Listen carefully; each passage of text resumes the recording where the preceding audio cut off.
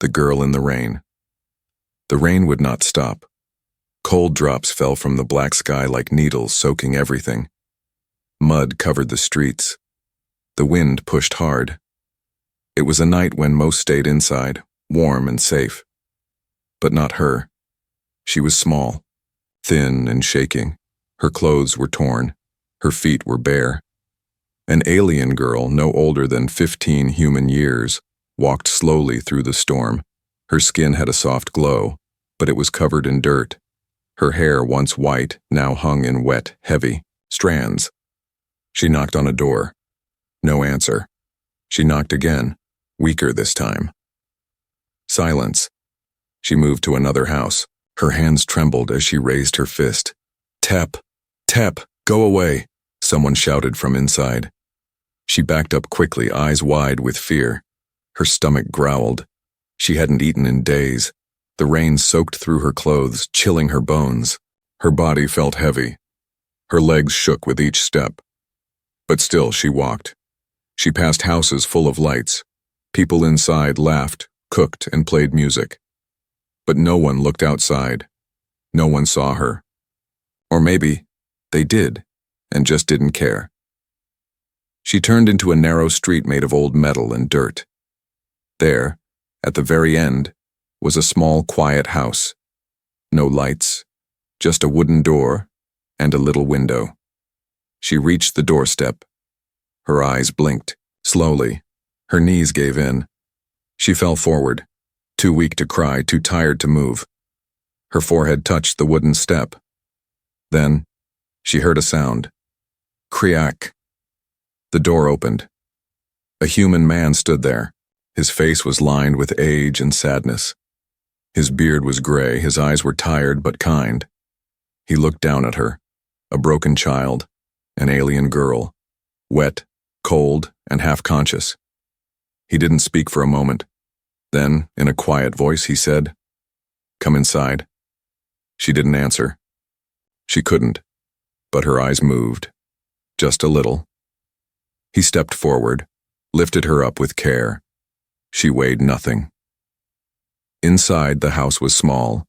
A single room, a fireplace, an old sofa, a table with tools, and shelves filled with broken machines.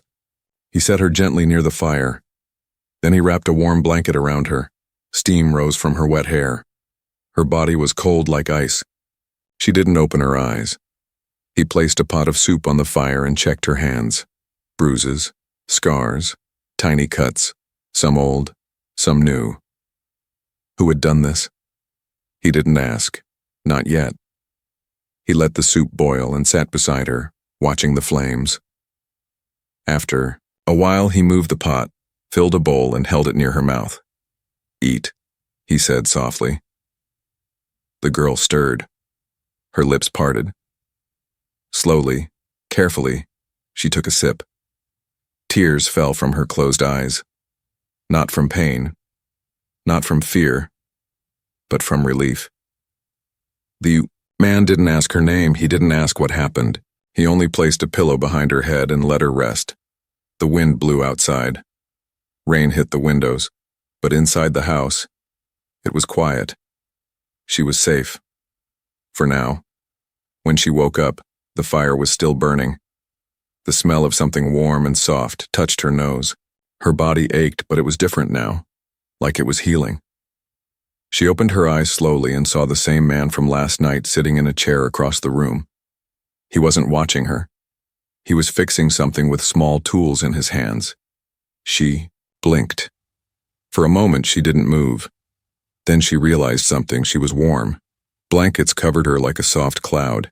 Her feet were dry. Her hands didn't shake. The pain in her belly was still there, but not as strong as before. There was soup beside her, in a metal bowl with steam rising. And bread, too. She looked up again. The man hadn't moved. "Eat," he said without turning his head. She sat up slowly, her fingers trembling. She reached for the bread like it might disappear. Her first bite was too fast. It hurt her dry throat. She coughed, and he stood up quickly, offering her water. She stared at him, unsure. "I won't hurt you," he said. She took the water, For a long time, she just ate. One slow bite after another. No one shouted at her. No one pulled her away. No one hit her for taking too much. It was the first real meal she had eaten in many moons. After the meal, she sat quietly watching the fire. He handed her a towel and pointed to a door. "There's a washroom there. Water's warm." She didn't move. "You don't have to if you don't want to," he added. Her hands held the towel tightly. She stood slowly and went to the door. She paused there, looking back once. The man had returned to his chair, already lost in his work again. The bathroom was small but clean. She turned the water on and gasped. It was hot. Her people had never known such warmth in the wild. She scrubbed dirt from her arms, from her face, from her hair. The water in the drain turned brown and gray. For a moment, she looked at herself in the mirror. A small alien girl with thin cheeks, strange eyes, and soft glowing skin looked back. Her lips trembled. Her old self was gone. This girl was someone else now. When she returned, her hair was damp but clean. She wore a soft old shirt and pants he had left outside the door. "You look better," the man said without smiling. But his voice was kind. She sat near the fire again, this time closer than before. The man finally asked, "What's your name?" She lowered her head. Silence. He didn't ask again. Instead, he said, "I'm Malcolm. This is my home."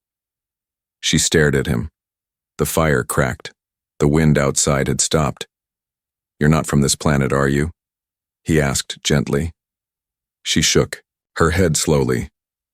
"No family?" She didn't answer. "People hurt you?" Her lip quivered. He stood up, went to a shelf and brought something back, a little box. He opened it and pulled out a small cube. It glowed faintly. "My daughter had this," he said. "She was like you, quiet, kind. Gone now, long ago." The girl didn't know why, but her throat felt tight. "I don't know what happened to you," he said. "But you're safe here. If you want to stay, stay. No one will come through that door without going through me first." She looked at the door, then at him, then back at the fire. A whisper escaped her lips. "I don't want to go back," he nodded. "Then don't." Later, while Malcolm prepared some tools, she quietly explored the room. There were wires and old parts, some alien tech too. She touched one gently. It beeped. "Curious, huh?" he said. "You know machines?" She nodded slowly. He raised an eyebrow. "You speak?" Her eyes widened. She had spoken without realizing. I do," she said, voice small. "But I forget words. I hide too long." "You remembered enough," he said. She smiled for the first time. Just a little, just enough. That night she sat on the sofa again, wrapped in her blanket. She watched Malcolm clean a small blaster. "Why did you let me in?" she asked. He paused. The question hung in the air. "I lost my child years ago," he said. "But when I saw you out there, it felt like I was being given another chance." She looked down, tears in her eyes. "I'm not your daughter," she whispered. "No," he said. "But maybe you're someone's daughter, and you shouldn't have to suffer." She said nothing, but her heart beat louder in her chest.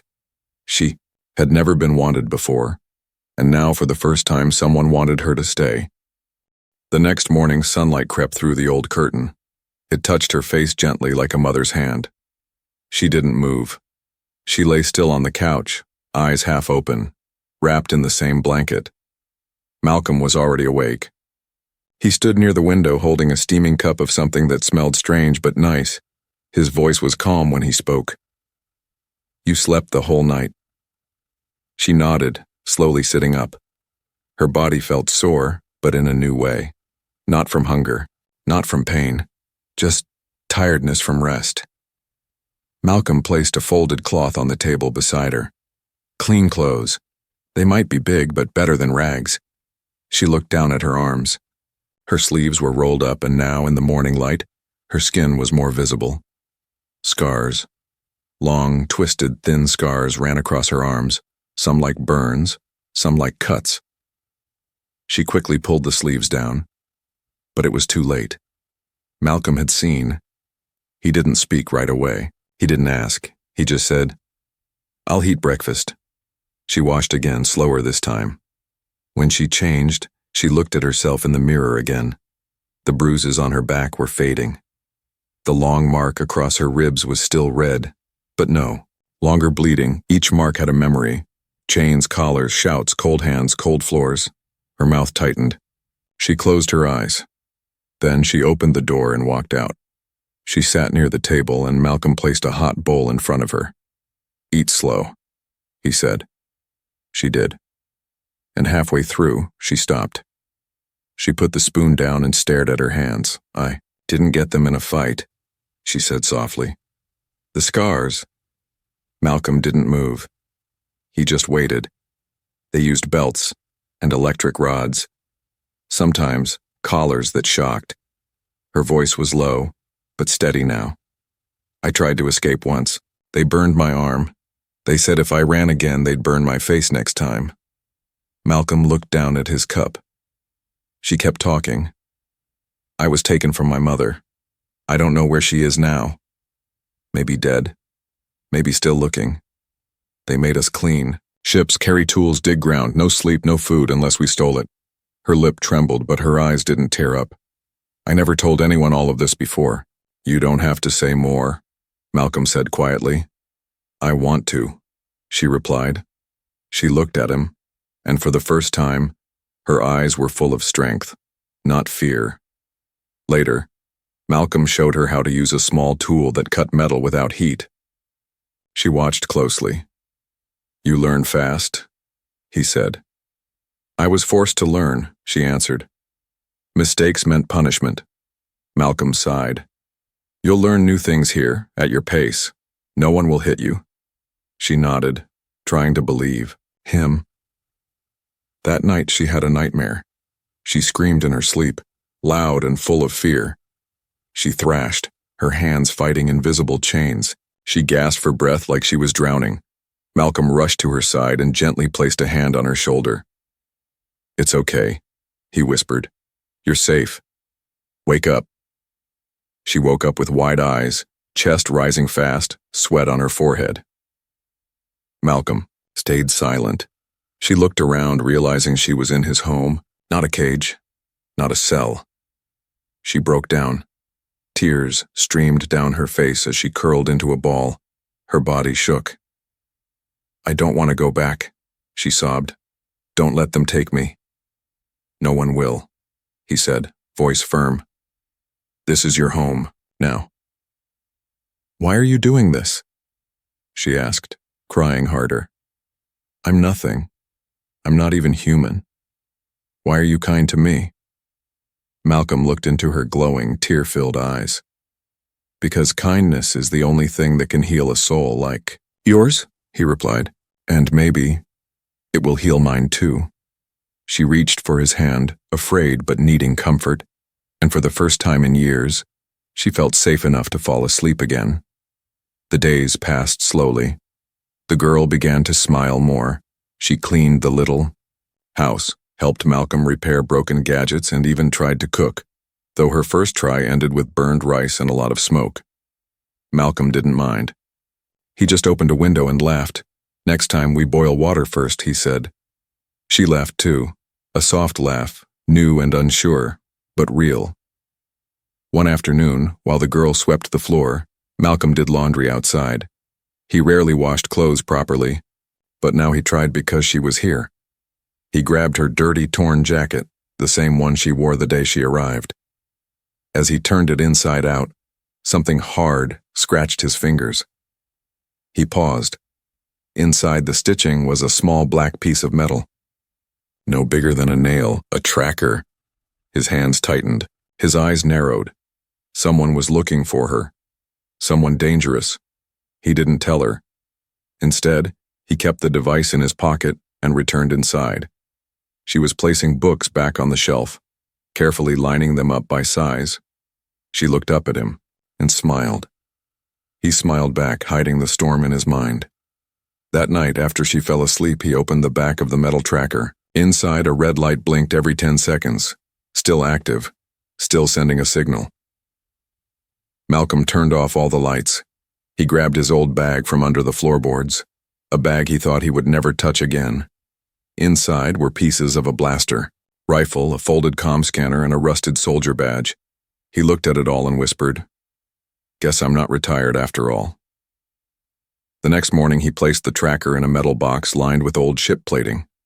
The signal would be blocked. Temporarily, then he sat her down. "We need to talk." Her smile faded. "Am I in trouble?" "No," he said, "but someone may come looking." She went pale. Malcolm showed her the tracker. Her hands shook as she stared at it. "I didn't know," she whispered. "They must have sewn it in." He nodded. "It's not your fault." Tears filled her eyes. "They'll find me. Not if I stop them first." She looked up at him. "But you could get hurt." "So could you," he replied. Malcolm spent the day preparing. He patched old holes in the walls. He set small alarms near the trees. He recharged his blaster and set emergency lights near the back exit. She watched silently. Then she asked, "Can I help?" "You should rest," he said. But she didn't. She helped him set traps using wires and scrap. She learned quickly, faster than most soldiers he had worked with. "You're a fighter," he told her. "I don't want to fight," she replied. "I just don't want to run anymore."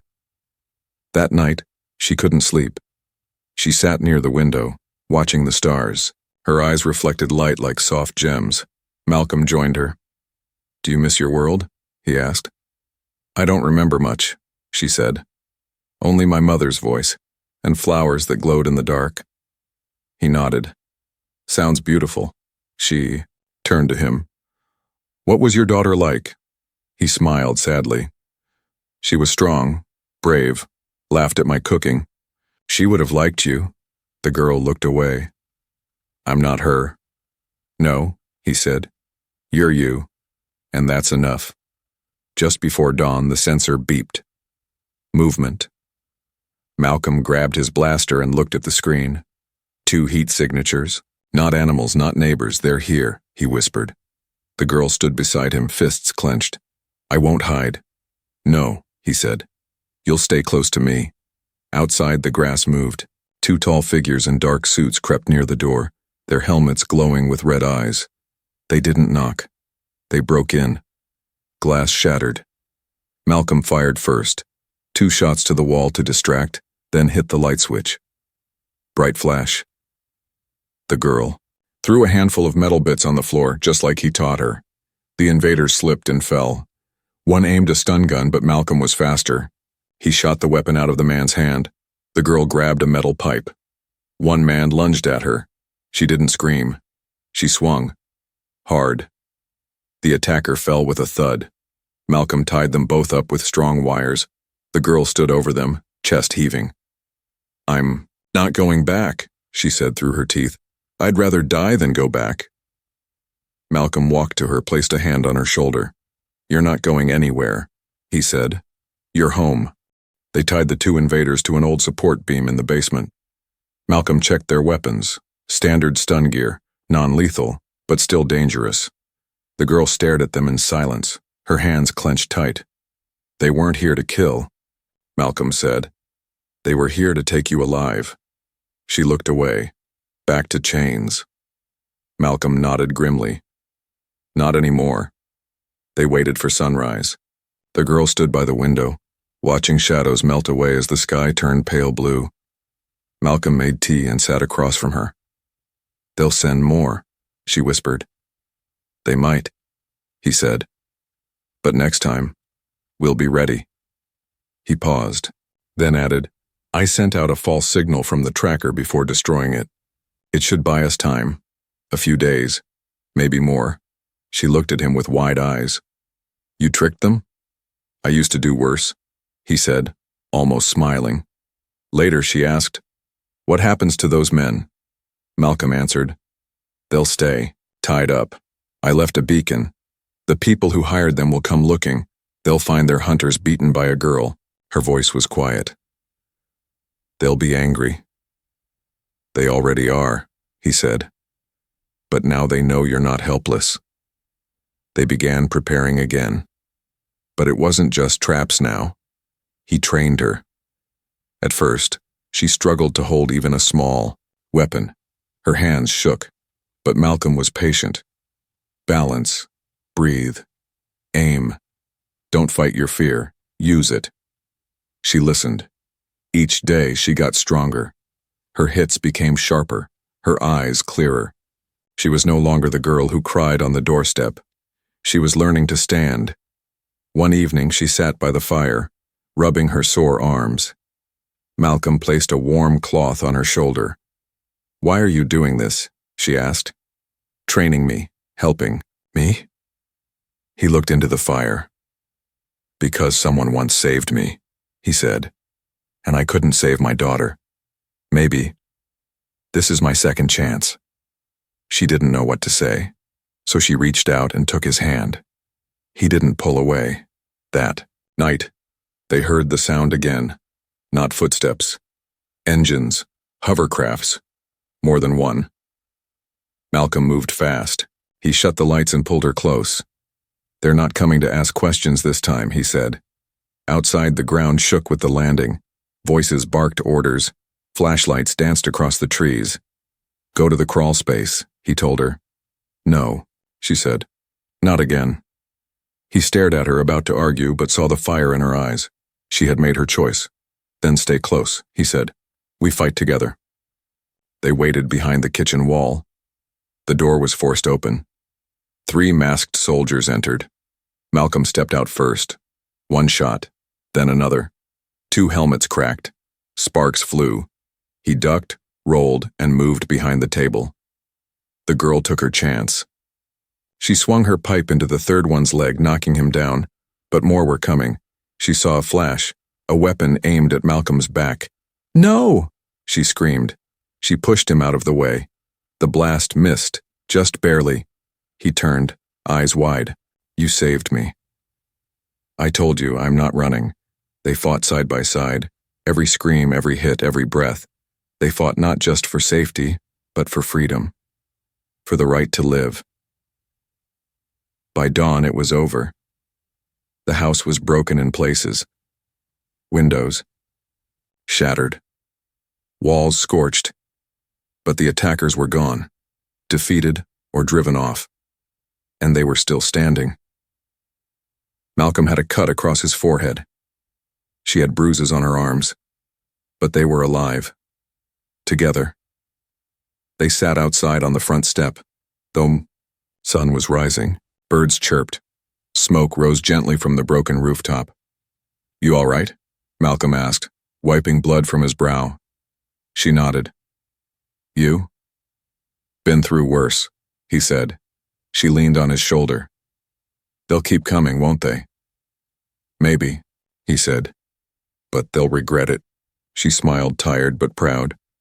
I used to be afraid every night. Now, I feel strong. You are strong, he said. She looked up at him, eyes glowing softly in the morning light. I'm not a thing anymore, she said. Not property. Not prey. No, he said firmly. You're home now. And your family. Her lips trembled, but this time from joy. A tear rolled down her cheek. But she didn't wipe it away. The days after the attack were quiet. Too quiet. The girl and Malcolm repaired the damage slowly, one window at a time, one wall at a time.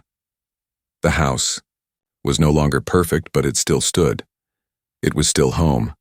Malcolm added new locks to the doors and sensors to the roof. He even upgraded his old scanner with alien parts the girl helped him fix. You've got a smart brain, he told her. She shrugged. It's the only thing they didn't beat out of me. But this time she said it with a small smile. She slept. Better now. No more screaming at night. Sometimes she even hummed softly before bed, songs she barely remembered from her old world. Malcolm heard her one night and smiled from his chair. "I haven't heard music in this house in a long time," he said. "It just came to me," she replied. He looked at her differently that evening, not as a broken thing, not as a rescued soul, but as someone becoming whole again. One morning after breakfast, she sat across from him at the table. She had something in her hand, a tiny cloth bundle. "I made this," she said. "For you." He opened it carefully. Inside was a badge, shaped from melted scrap with a symbol on it. It looked like a sun and a small house under it. "I don't know much about art," she said shyly, "but I wanted to make something that meant warmth and safety." He held the badge like it was gold. "You made this?" She nodded. "Then it's the most valuable thing I own." Later that day, they walked into the woods behind the house. Malcolm said it was safe now. She had never seen the forest in sunlight before. The leaves were bright green and the air smelled like life. She paused under a tall tree. "This reminds me of something," she said softly, "but I can't remember what." Malcolm waited. Then she turned to him. "I think I want to tell you now." He blinked. "Tell me what?" "My name." She stepped closer and looked straight into his eyes. "My name is Lyra." The name floated in the air like music. Malcolm smiled. "Lyra," he repeated. "It suits you." She tilted her head. "Why?" "Because it sounds like light," he said. "And that's what you've brought into this house." She didn't reply, but her smile said everything. That night, they cooked together. Lyra cut vegetables with careful hands. Malcolm burned the first pan as usual, and she teased him for it. "You'd starve without me," she said. He raised an eyebrow. "Excuse me, I was surviving before you." "Surviving," she said with a smirk. "But not living." He laughed out loud for the first time in years. After dinner, they sat by the fire again. Lyra looked at the stars through the small window. "Do you ever think about going back out there?" she asked. "To the galaxy?" "I did," Malcolm said. "But I've seen too much and lost too much. This little planet, this old house, it's enough for me now." She nodded slowly. "I think I want to stay too. For a long time." "You're free to leave any time," he reminded her gently. "I know," she said. "But no one's ever wanted me to stay before. So now I do." Later that night, she brought out a broken music player from the closet. "Can we fix this?" Malcolm studied it. "Might take some time." "I don't mind," she said. "Maybe we can play music in this house again." He smiled. "Let's do it together." As they worked on the device, side by side, sparks of light glowed from the wires, but something else sparked too. Trust, hope, a sense of family. Before going to bed, Lyra paused in the hallway. She looked back at Malcolm, who was turning off the lights. She took a deep breath. "Thank you for everything." He nodded. "Thank you for staying." In her room, she curled under the blanket, hugging it close. Her heart was full. Her fear had not disappeared completely, but it no longer controlled her. She had a name. She had a voice. She had a place. And she had someone who cared. That night, she whispered to the dark, "My name is Lyra, and I am not alone." Snow began to fall. Tiny white flakes danced in the wind, covering the ground like a soft blanket. Lyra stood outside the house, watching it fall with wide, curious eyes. She had seen storms and rain, but snow was something new. "It looks like the sky is shedding feathers," she whispered. Malcolm, standing beside her, chuckled. "First snow of the season. You'll learn to love it or hate it when your toes go numb." She smiled and stretched out her hand. A snowflake melted on her glowing skin. "I think I'll love it." Inside, the fire was crackling. Warm bread filled the air with sweet smell. Malcolm had finally followed Lyra's cooking instructions, and for once it hadn't turned into charcoal. They sat at the table, eating together in comfortable silence. Then there was a soft knock at the door. Both froze. Malcolm moved quietly and checked the scanner. Just one life form. Unarmed. He looked at Lyra. She nodded. Open it. He opened the door slowly. A child stood there, an alien boy. No shoes, no coat. Thin, shivering, just like Lyra once was. He looked up with tear-filled eyes and said in a broken voice, "Please, help my mom." Malcolm and Lyra rushed outside with coats and blankets. The boy led them down a snowy trail into the woods. Farther and farther they went, until they found an old crashed pod. Smoke rose from its side. Inside, barely conscious, lay an alien woman. Pale. Weak. Her breathing shallow, Lyra dropped to her knees. "She's freezing. We need to carry her now." Malcolm didn't hesitate. He lifted the woman into his arms, and they all hurried back to the house. Hours passed. The woman lay wrapped in blankets near the fire. The boy sat beside her, gripping her hand tightly. Lyra stayed close, helping Malcolm give her warm fluids drop by drop. "She'll make it," Malcolm finally said. "She just needs rest and food." The boy looked up at him and whispered, "Thank you." Lyra reached out and touched the boy's shoulder. "You were brave. You saved her." The boy looked at her and smiled a little, just like she had once.